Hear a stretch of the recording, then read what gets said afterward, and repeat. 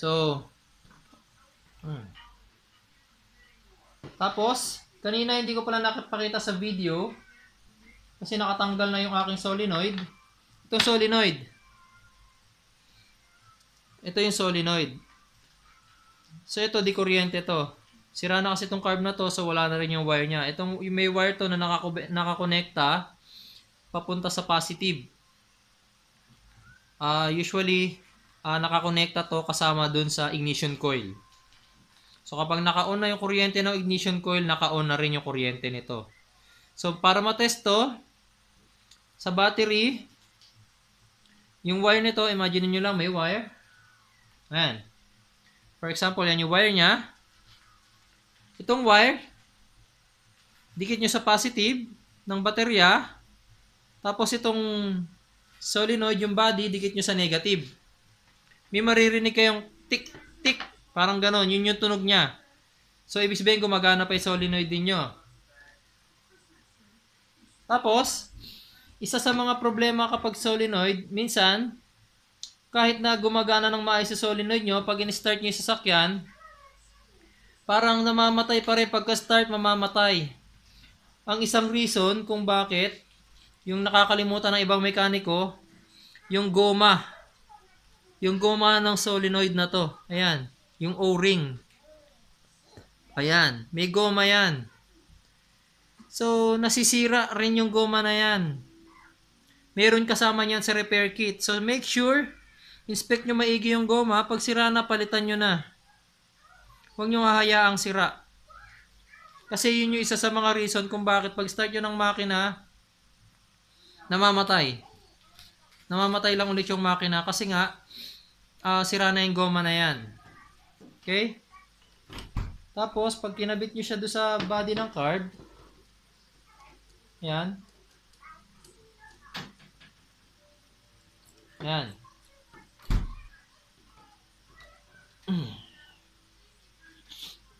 Pag sinikipan nyo siya, gamit lang kayo ng 12mm na wrench, open wrench. Tapos pag sinikipan nyo siya, huwag masyadong mahigpit. Huwag yung sobrang higpit. Kasi na-experience ko na, yung goma na pinakita ko kanina, yung nasa dulo ng solenoid, madali yung masira. So kapag sinobrahan nyo ng higpit yan, masisira yon yung nasa loob na goma na yon. So wag nyo higpitan ng sobra.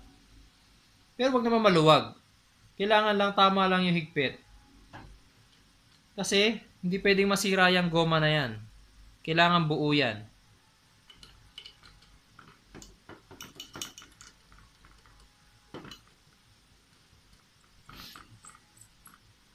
Okay. So tapos na tayo sa body. Doon na tayo sa air horn. Buuin muna natin yung air horn. Kasi, kailangan buo na yung lahat ng parts ng air horn bago natin ikabit dun sa carb. So, una, kabit natin yung ating strainer.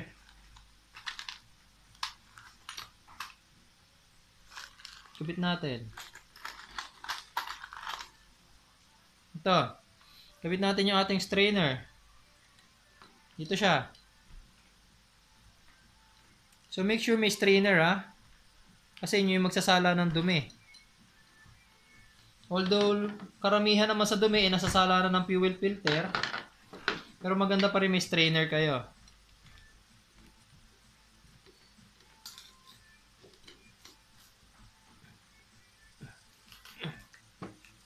Next.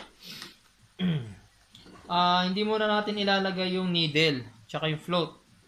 Kabit muna natin yung ating power piston. So, yung power piston, pag kinabit nyo yan, dapat para siyang plunger. Pag diniinan nyo, babalik. Yan. Bumabalik dapat yan. So, kapag hindi, kailangan kasi malinis na yung piston. Tapos, kapag nag-i-stack up pa rin, pwede nyo siyang i-lubricate. Lagyan nyo siya ng kaunting-kaunti lang na portion ng grasa. Konting-konting grasa lang. para lang dumula siya at malubricate. So, kapag ka nag-i-stack up yan, tapos nilagyan nyo ng grasa, sigurado ako na hindi na yung mag-i-stack up.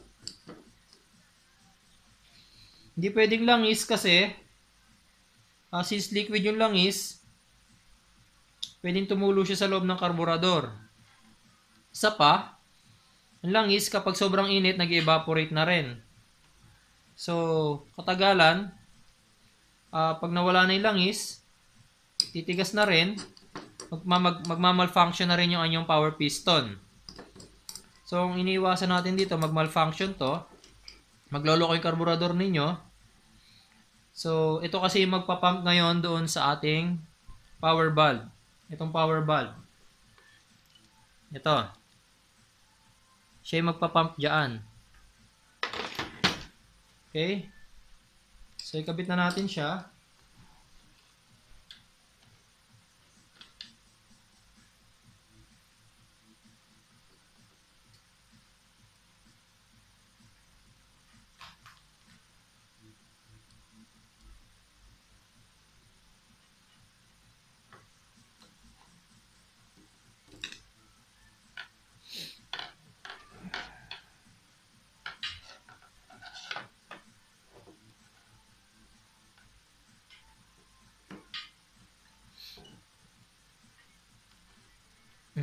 Kung nakabit nyo na yung lock ng power piston, check nyo ulit kung bumabalik yung power piston.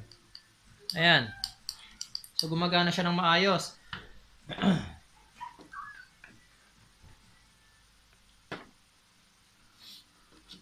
Next, pwede na natin ikabit yung ating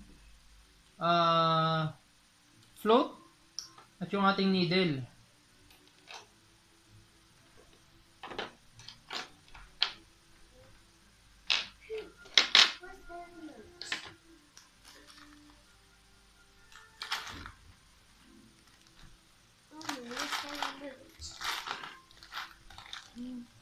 Okay. Ito yung needle. May goma yan sa dulo. May spring. Ayan. So, tatlong part yan. Needle. Ipasok nyo yung spring sa loob. Tsaka itong piston. Ito yung tutulak ngayon doon sa ating needle. Tapos, ang pagpasok nyan, sa loob ng strainer natin, yung goma ang doon sa ang mauunang pumasok. Ayan.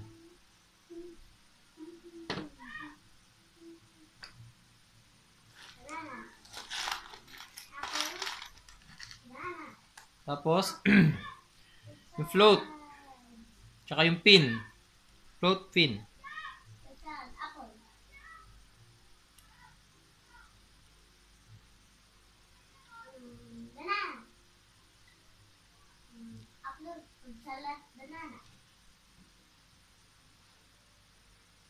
Ayan.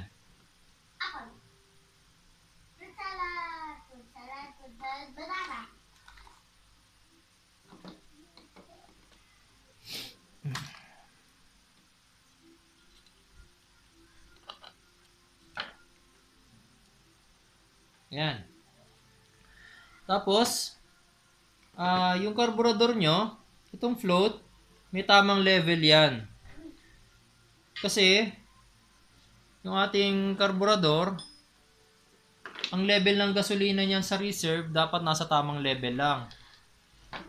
Itong gantong klaseng carburetor, wala siyang glass window.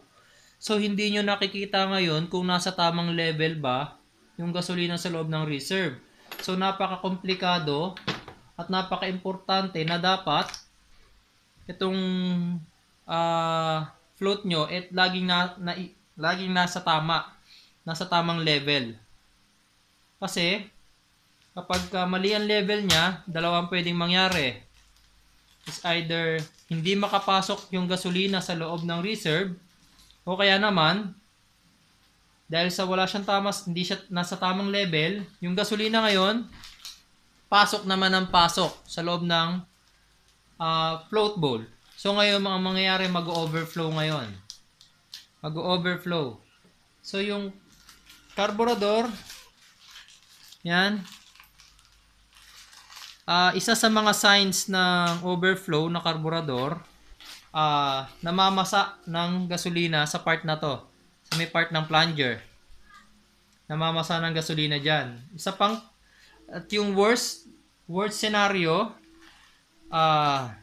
kahit hindi kayo nakatapak sa gasolina, ang gasolina, labas ng labas sa mga venturi.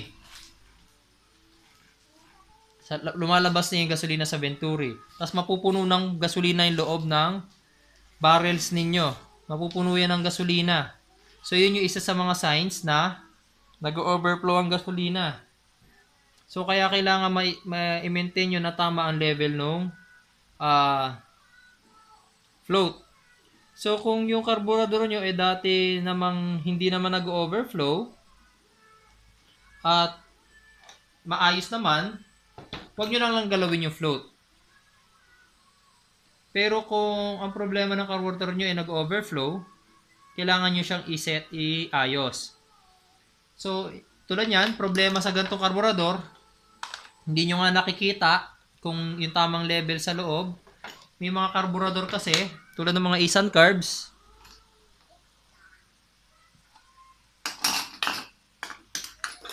ito, tulad nito, ayan. Yan yung glass window na sinasabi ko. Makikita nyo ngayon dyan kung nasa tamang level ba. Dapat nasa gitna lang yung level ng gasolina ninyo. Pag mas mababa, masasakal ngayon sa gasolina yung inyong karburador. Kukulangin sa gasolina. Dapat nasa gitna, nasa tamang level. Pag nagsobra naman, kunyari, nakikita nyo sa glass window, punong-puno ng gasolina na yan o kaya lampas na sa gitna, sobra na yon. Kasi may butas ang carb. So yung, ayan, itong butas na to, yan. So, kapag napansin nyo na nagli-leak yung gasolina sa may plunger, ibig sabihin, masyadong mataas yung level ng gasolina sa loob. Kapag mataas na kasi, ang purpose kasi ng butas na yan, ng butas na to, ayan, ang purpose nyan, pag nagpa-pump ng gasolina si plunger, yung sobrang gasolina na nasa loob, lalabas ngayon dito, babalik sa reserve. Excuse. Babalik siya sa reserve. Yun yung purpose niya. Ngayon, kung mas mataas yung level ng gasolina mula rito, mas mataas, tapos marami na rin gasolina dito sa loob ng plunger, pag bumomba ngayon yung plunger, walang ibang lalabasan ng gasolina kundi dito na, sa gasket. So, magli-leak. Yun yung sign na lampas sa tamang level yung inyong gasolina. So, kapag walang ganito yung inyong carburetor, kailangan mas maging mahigpit kayo sa adjustment ng float.